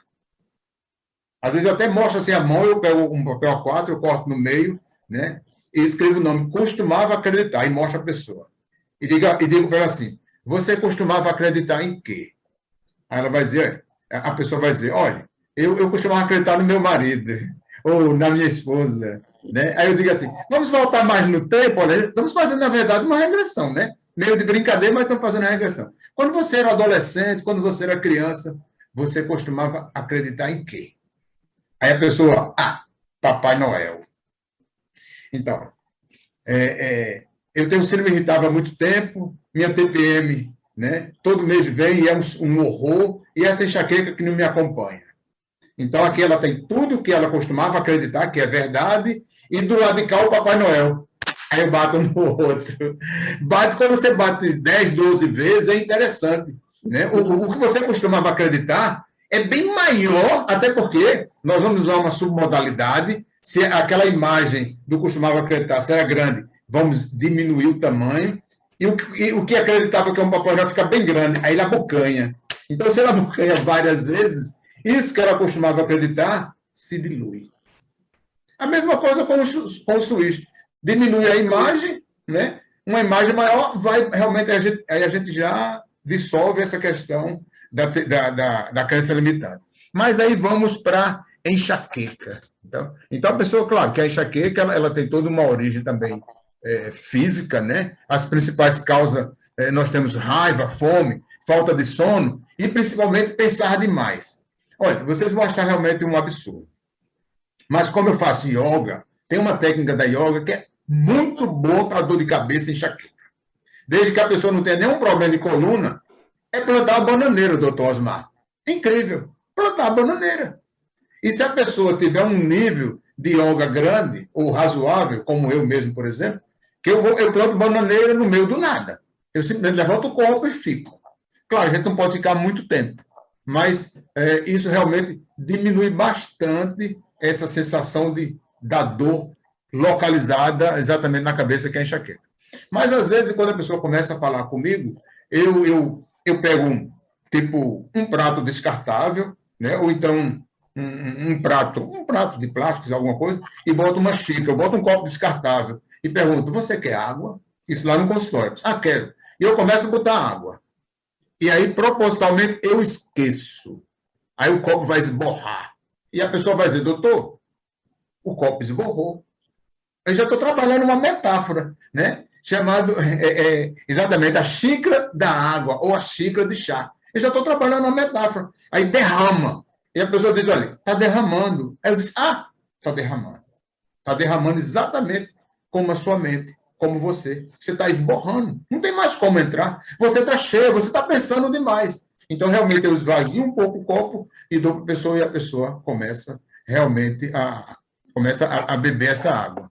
Né? Então, claro que para essas questões também de enxaqueca, de dor de cabeça de uma forma geral, tem esse desconforto enorme, que a gente pode usar várias técnicas, né? Algumas como o Carlos falou, ou a doutora Astir falou, mas aí eu gosto, né? E eu tenho tido bons resultados, pessoal, com o EFT, porque a gente vai fazer toda uma avaliação. E vamos ver também a questão da submodalidade. Esse seu desconforto, eu até evito usar a palavra dor, esse seu desconforto, crie um holograma, crie uma imagem, ou crie uma figura geométrica. E que tamanho é? A pessoa diz, é grande, ok, então vamos diminuir. Qual é a cor? Mude de cor. Então a gente começa a mudar toda essa condição, e mudando a submodalidade, como o senhor falou, doutor Osmar, o desconforto maior ele vai entrar em extinção, ele vai realmente diminuir muito. Né? E eu gosto também, em especial, do relaxamento, de uma forma geral.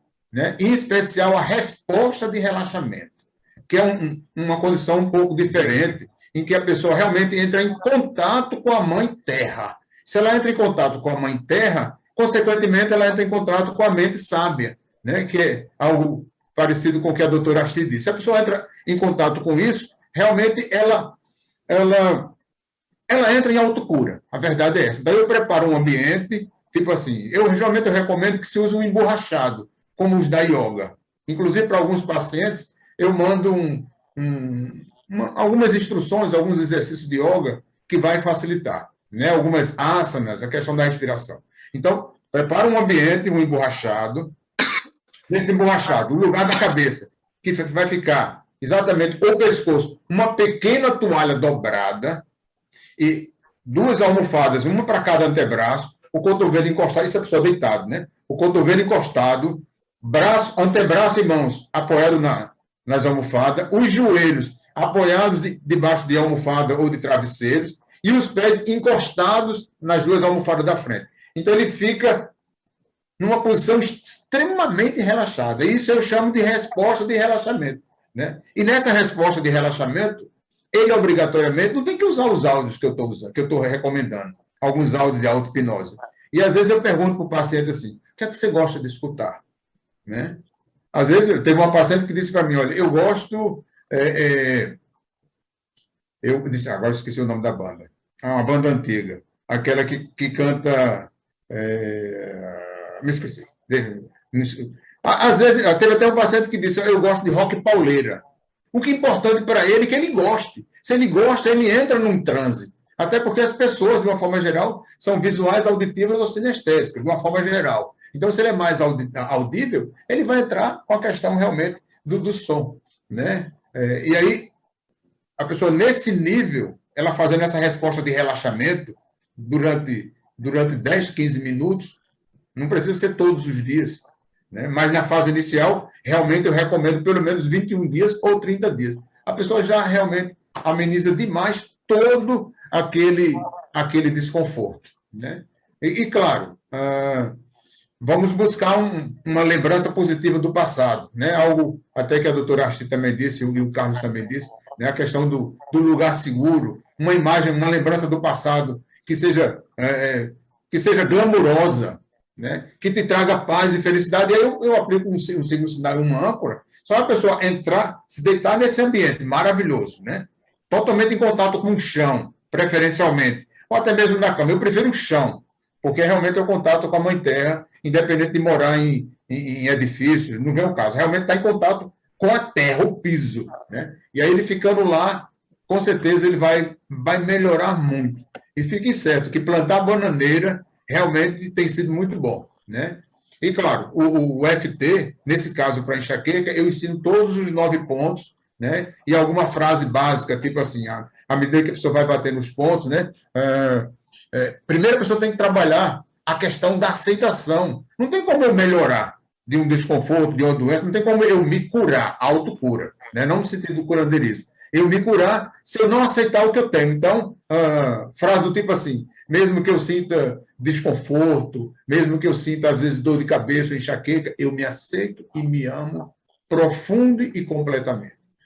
E aí, como a gente já definiu a questão das imagens, né, de diminuir e tudo mais, com certeza tudo vai diminuindo e o desconforto, pessoal, vai migrando. Às vezes sai da cabeça para o ombro, sai para as costas, sai para a barriga e vai chegar uma hora realmente que ela some totalmente. Aí você ancora e a pessoa pode trazer isso de volta sempre que precisar, né?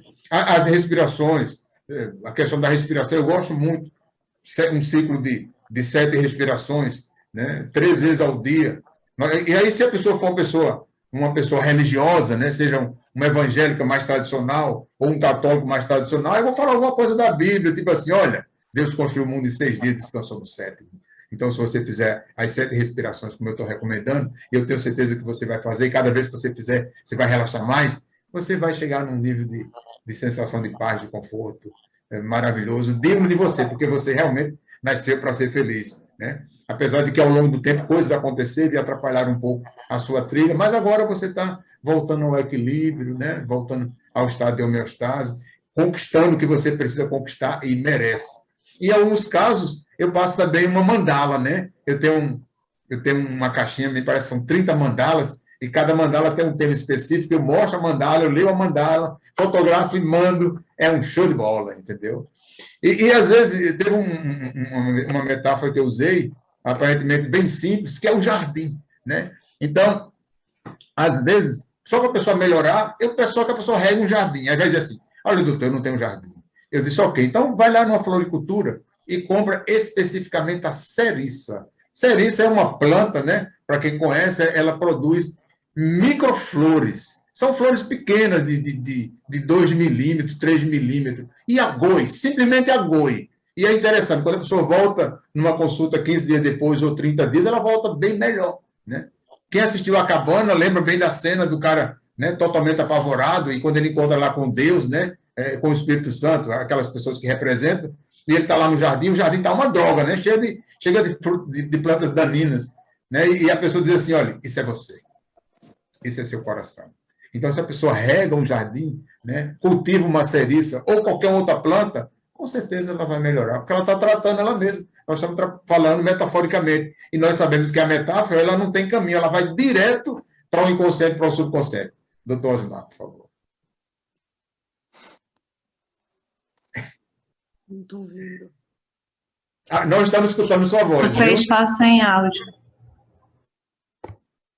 Legal, que é interessante que ele viaja da PNL, passa pelo EFT, TFT, passa pela, né, vai pela imagética, passa pela terapia cognitivo-comportamental, quer dizer, é bastante elaborado e todas essas, todo este arsenal, sempre tem alguma coisa que funciona mais. E ele termina usando a estratégia bem ericksoniana, que é regar uma plantinha, que na realidade aquele comportamento externo, tá certo?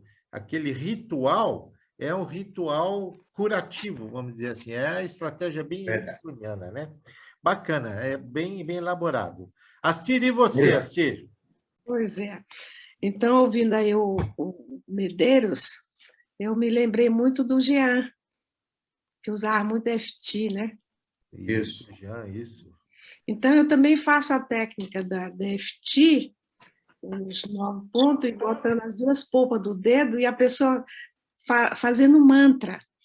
Apesar dessa enxaqueca, eu me amo e me aceito como eu sou, apesar dessa 7 vezes, o número 7. Então, eu faço também essa técnica com FT, ele batendo suavemente 7 vezes em cada ponto. Eu me amo e me aceito como eu sou, apesar dessa enxaqueca, eu me amo. É uma boa, e para ele fazer também em casa, quando ele estiver sentindo aquele... Mas eu aqui da enxaqueca, eu tenho uma técnica que é do professor Marlon Vinícius, que é da piscina, né? Então, pegar o paciente, depois, evidentemente, de fazer toda a anamnese, explicar tudo para ele sobre hipnose, levá-lo a uma piscina de água tépida quente e dizer para ele que aquela água da piscina é uma água que acalma, que modifica, que transforma e que cura. Que toda vez que ele estiver sentindo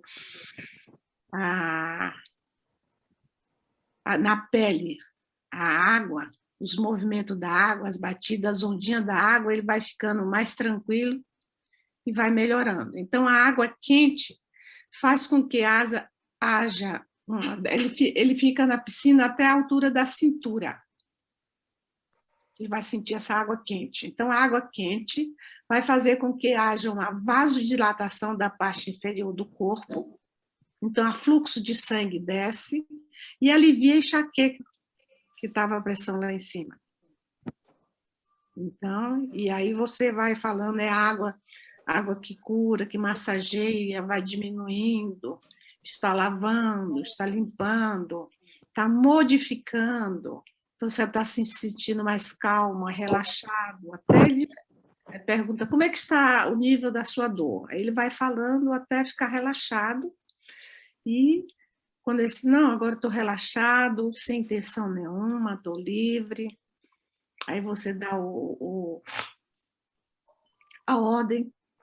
Sempre que ele tiver com aquele sofrimento, se voltar a enxaqueca, ele tiver esse sofrimento, que ele feche os olhos e se transporte para aquele lugar seguro e agradável, que é a piscina com água tépida, quente, e faça esse exercício que imediatamente ele vai ficar livre da dor e daquela tensão, daquele sofrimento, para ele aprender a usar consigo mesmo.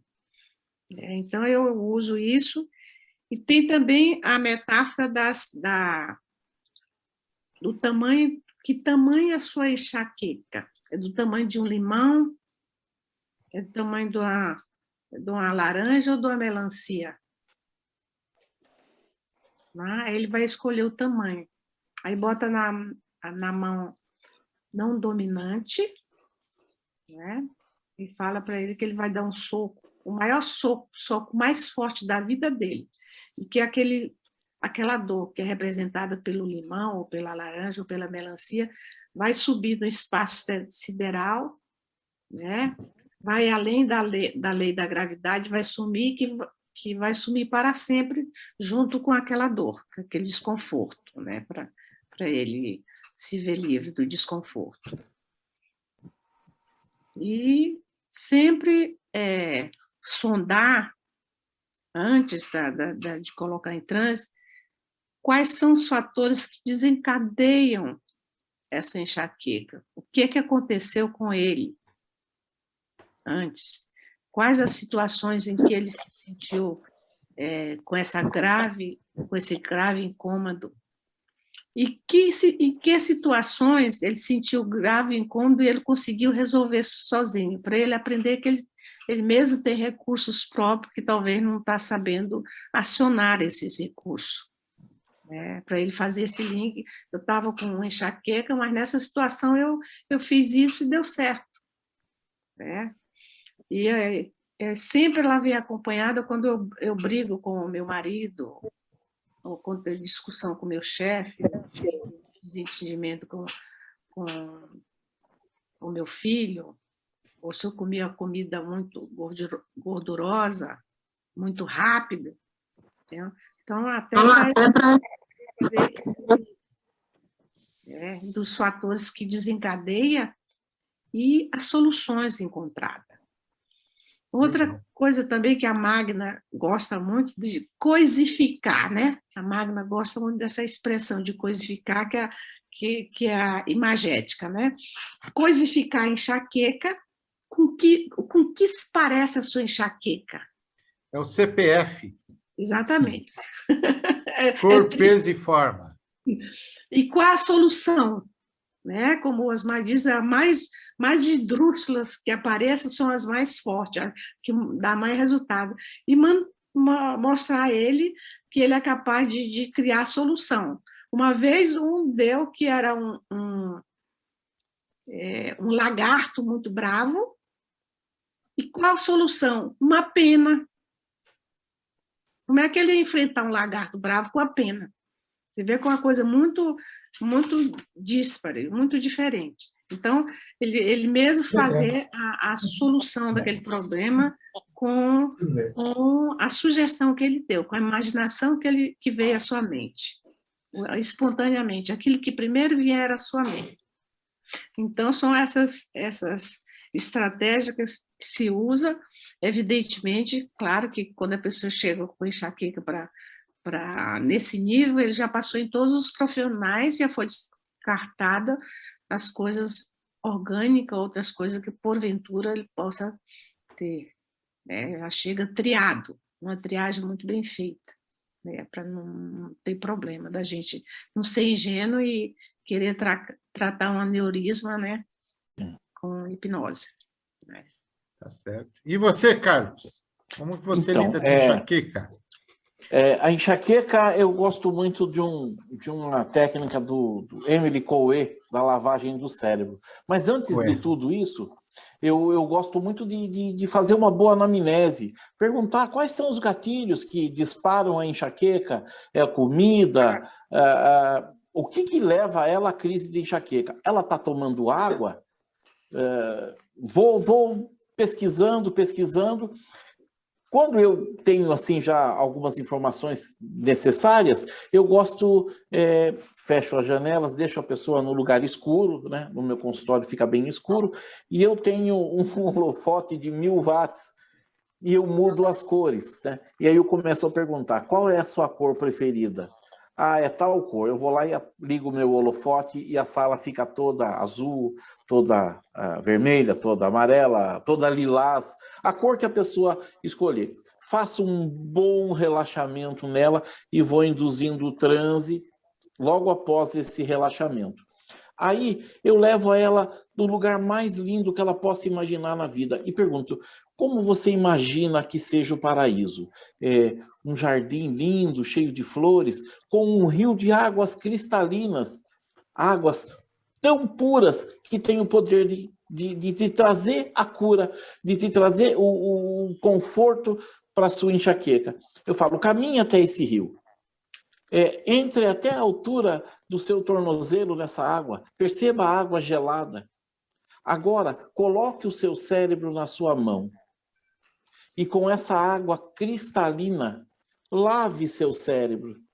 A água está gelada e ela purifica seu cérebro, ela lava a sua dor, ela lava tudo aquilo, a comida, né, o alimento, tudo aquilo que produz o estresse, a enxaqueca que está acontecendo ali com ela. E veja que a água que sai do seu cérebro, já perguntando antes das cores que ela gosta e não gosta, sai da cor que ela não gosta. E depois que ela lavou todo esse cérebro, depois de um tempo que eu vou induzindo, e a água está saindo cristalina, eu digo a ela, perceba que seu corpo e sua mente trabalham em seu benefício. Coloque seu cérebro de volta. E quando ele estiver de volta no lugar, perceba que sempre que você tiver o começo desses sintomas, você irá se lembrar que seu corpo e sua mente trabalham em seu benefício. E aí vou induzindo ela de bem-estar, de tranquilidade, de calma, de respiração, né? E que o corpo e a mente, sempre que ela se sentir daquele jeito, eles estão trabalhando em seu benefício. E realmente as crises vão diminuindo, e a pessoa tem assim uma melhora significativa das crises de enxaqueca. E assim mesmo, antes dela ir embora, a gente dá o tiro de misericórdia, eu digo a ela, passe a consumir um pouco mais de magnésio, passa na farmácia, compre o magnésio, tome o magnésio que vai ajudar você na enxaqueca, né? Água, magnésio e uma indução dizendo a ela que o corpo e a mente dela trabalham em benefício dela mesmo, eu tenho tido bons resultados com a enxaqueca. É isso, Legal. Professor. Legal. Olha, de novo, vocês veem que como é interessante toda essa viagem, né?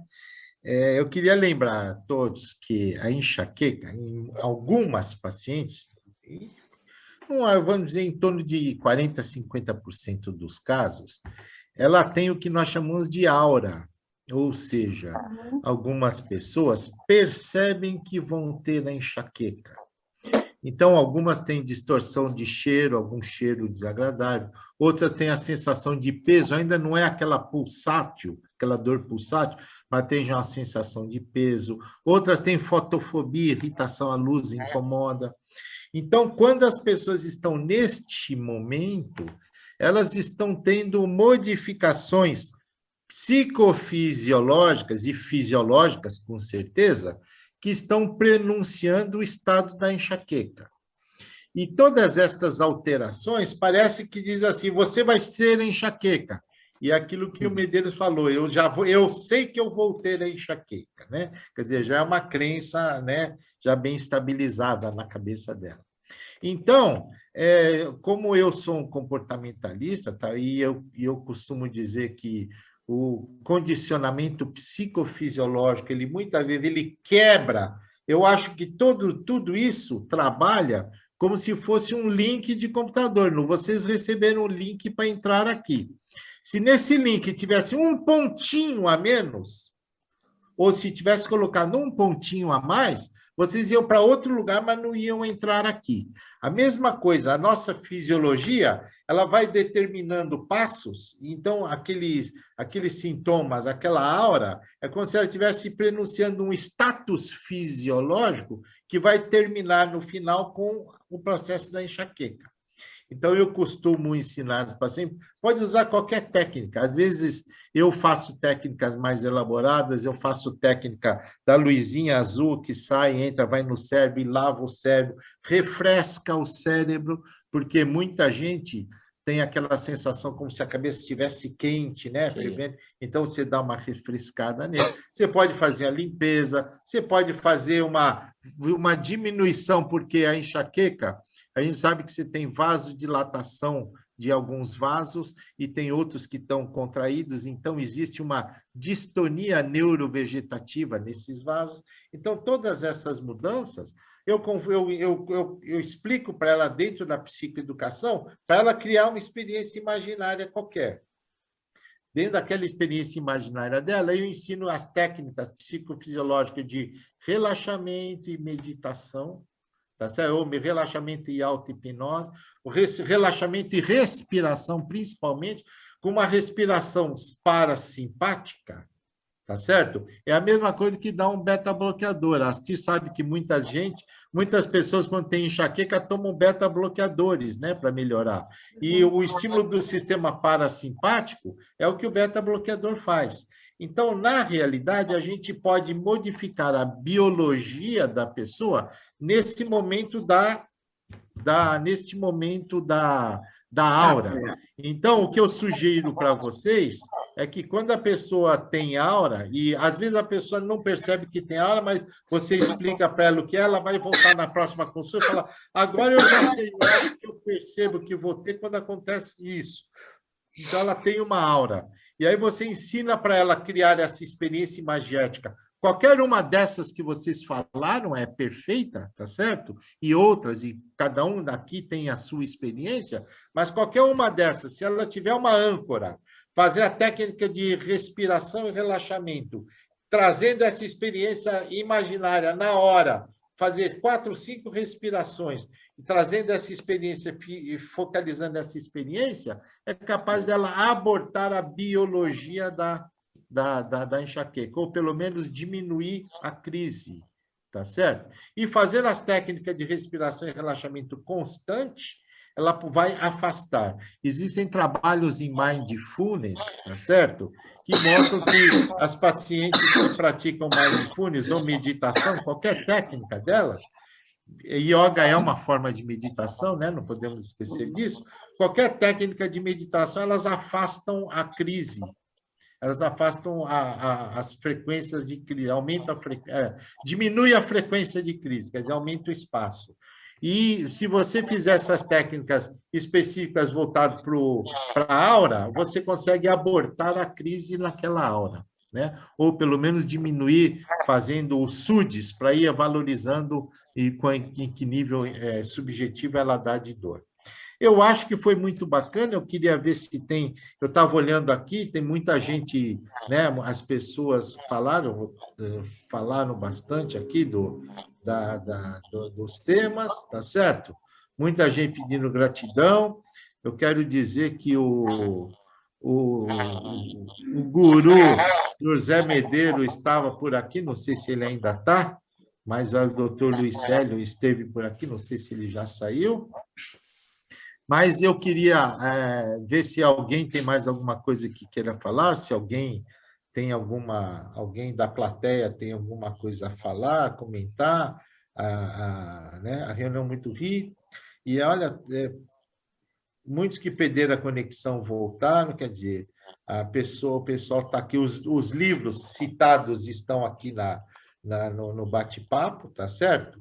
E tem também um link para fazer a inscrição, que eu sempre peço para fazer lá a presença, porque essas reuniões são da universidade, e eu preciso dessa presença para justificar as reuniões, continuar sendo uma atividade da universidade, né? Então, eu agradeço a todos vocês. Eu queria, antes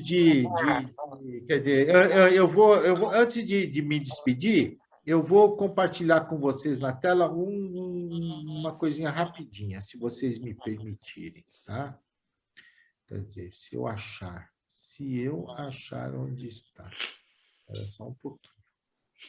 Agora eu perdi. Bom, deixa. Depois eu falo, eu perdi.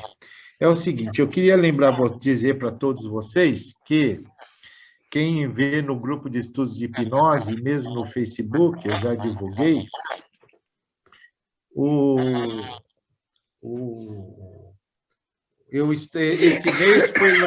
este mês foi lançado o segundo livro da série, que eu transformei numa série agora, que são Temas de Hipnologia. Esse Temas de Hipnologia 2 tá certo? Foi lançado agora. São 10 temas bem interessantes, tá certo?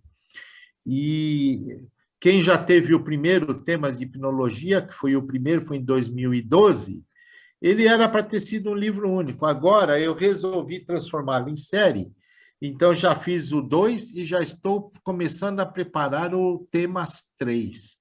E, a partir de agora, eu espero que vocês tenham uma série de livros, uma série, né, de livros que são sempre contemporâneos. Não é mais um livro de hipnose, é um livro que fala de temas de hipnose, como alguns autores que são, vamos dizer, especialistas naquele tema específico, eles falam e mostram alguns aspectos importantes de toda essa temática da hipnose, e não só de hipnose, mas de estados modificados de consciência.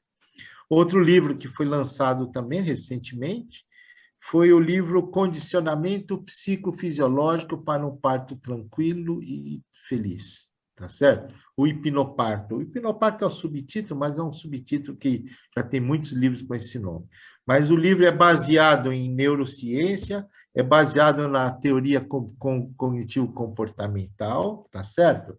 E este livro, quer dizer, que eu trago todos os aspectos psicoeducativos, condicionamento psicofisiológico, tá certo? Com as técnicas, né, da cognitivo-comportamentais, e trago as sugestões hipnóticas mais comuns, eu dou sugestões. E eu trago um passo a passo nesse livro, que são 8 sessões, para quem quiser trabalhar 8 sessões com essas gestantes, então eu tenho um passo a passo que é feito em cada uma daquelas sessões, tá? E como um bônus complementar, eu trago algumas narrativas que estão escritas lá, bem descritas, é lógico, são sugestões, né? Mas são algumas narrativas específicas para cada momento, para ajudar quem está começando a lidar com hipnose e quer trabalhar com gestante, tá? É um livro bem interessante, fininho, rápido, tá certo? E que vale a pena. Todos esses 3 livros hoje podem ser encontrados na Amazon, tá? Então, se é só digitar Amazon e entra na Amazon, pode digitar o nome do livro, ou então digita por autor o meu nome, que vai aparecer esses 3 livros lá, tá bom? Eu queria, antes tem gente aqui falando que tomou topiramato muito tempo, né? Por conta da enxaqueca, e terminou sendo curada com terapia, com regressão, tá certo? E com constelação hipnótica, que é uma forma de regressão dentro da visão biohipnodramatúrgica, hipnobiodramatúrgica, que começou lá na dramaturgia do Moreno e foi modificando, e uma colega nossa, do grupo de estudos, fez uma tese de mestrado em hipnobiodramaturgia, e disso aí tudo terminou derivando que hoje se chama constelação familiar e outras formas também, mas todas elas têm uma sequência, né? Tem uma sequência, tem mais ou menos a mesma diretriz, tá? Eu acho que tudo isso mostra o amplo, quer dizer, a capacidade, o espectro que nós temos para trabalhar com esses estados modificados de consciência, né, dentro das nossas práticas. Deixa eu ver aqui. Eu queria, antes de mais nada, agradecer a todos. Eu vou dar uma passada rápida para cada um de vocês, para vocês darem o finalzinho aí, falar alguma coisa que vocês queiram complementar da fala de vocês, e depois eu termino. Mas vamos dar uma passada geral. Zé Medeiros.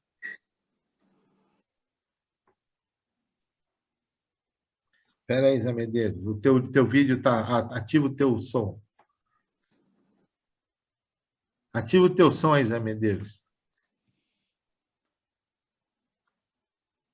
Ok?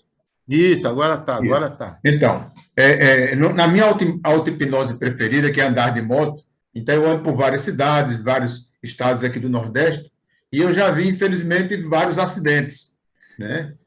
Com fraturas expostas, por exemplo, e a gente sabe que o desconforto realmente é muito grande. Então, eu já parei a moto várias vezes, cheguei junto, já tem várias pessoas, E o pessoal pergunta logo, você é médico? Eu disse, não, eu não sou, eu sou psicólogo, mas eu posso ajudar o jovem que está aqui caído a minimizar esse desconforto da dor até chegar ao SAMU. Aí o pessoal geralmente abre, eu chego junto, né, e eu pergunto assim, aí, claro, eu me apresento aquela coisa tudo meio rápido, né? Eu me apresento para ele e digo, olha, eu queria saber se esse seu desconforto, essa sua dor, de 0 a 10, quanto maior a nota, ele faz 1000. Eu digo assim, que tal você permitir, consentir que eu te ajude mentalmente e esse desconforto cair para 2, para 3, para 1, ou talvez sumir? Ele disse, claro que eu quero. Aí eu faço o hipnoflash, né, que é uma técnica do Mike Arruda, que é uma técnica super rápida, né, em que eu faço uma explicação, mas de uma forma geral, eu passo a mão próxima ao rosto da pessoa e digo, olha, eu vou passar a minha mão próxima do seu rosto e vou contar até 3. Né? Só digo isso. E aí eu começo. 1, 2, e toco rapidamente na testa dele e digo, e a dor se foi. A sugestão ela vai direto assim. Ele espera que eu conte até 3, eu conto só até 2. 1, 2, bem rápido. E a dor se foi. E aí eu pergunto, e agora, de 0 a 10? Ele diz 2, diz 1, diz 0. E claro, eu não vou poder ficar lá até o SAMU chegar, né? Eu me retiro e digo, olha, até o SAMU chegar, ou até você já estar medicado, você vai continuar exatamente o que você está agora sim. Se sentindo melhor, se sentindo um certo conforto, e é isso aí, e boa sorte, e vou embora. Eu já fiz isso várias vezes, doutor Osmar, viu? Tem sido bem satisfatório esse resultado.